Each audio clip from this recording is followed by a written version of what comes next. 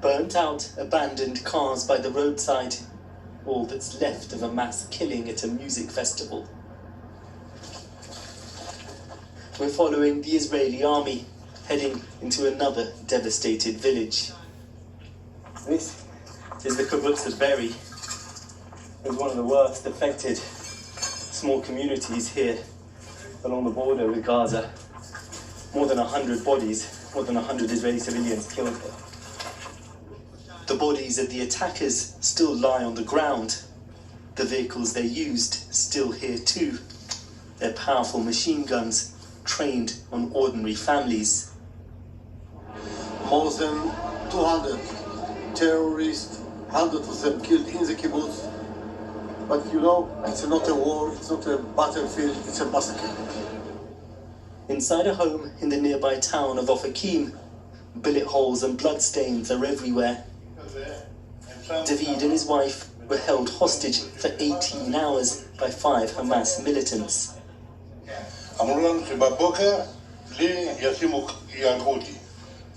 They said in the morning, we will put a bullet in your head, but at 2:30 the military came. We hid there, and here was a gunfight, shots, bullets, grenades. How we came out of this alive, I don't know. CCTV cameras captured gunmen marauding around the neighborhood and opening fire.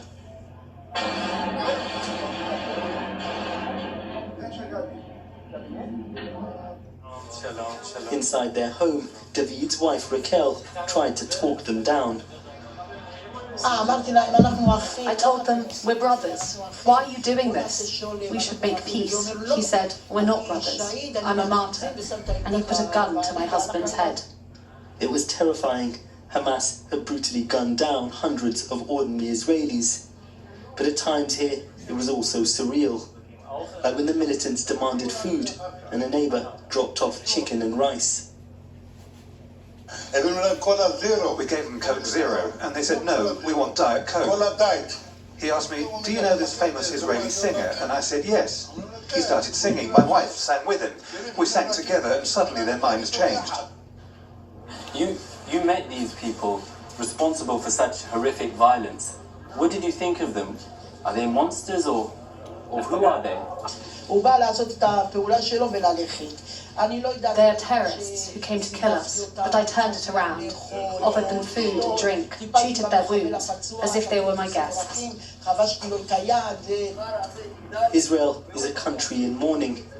More Israelis were killed here on Saturday than throughout the whole of the long and bloody Second Intifada. This is also a country that wants revenge. In the distance, plumes of smoke from the bombardment of Gaza. Britain's Foreign Secretary was today in Ofakim to show his solidarity with the victims of the Hamas attack.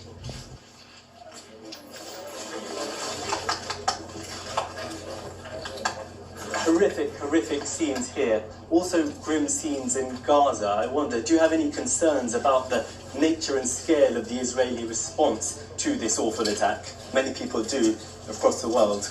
Well, I've said back when I was in the UK that, of course, Israel has a right to self-defense, and, of course, Israel has a right to try and regain those people who have been kidnapped.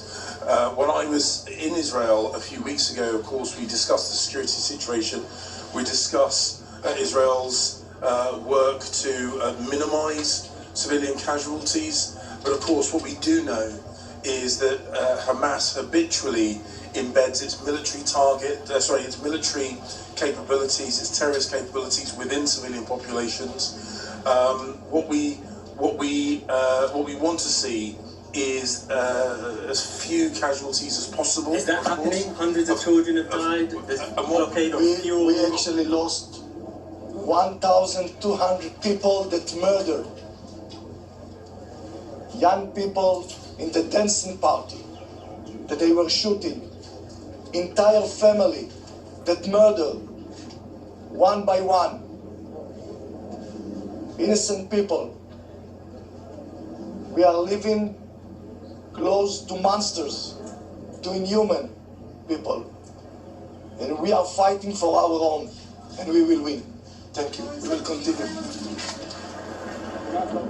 Back in Berry, there's now a huge military presence. Many of the soldiers here will likely soon head to Gaza. Some will die, many more Palestinians will too. But as the Israelis see it, this attack leaves them no choice.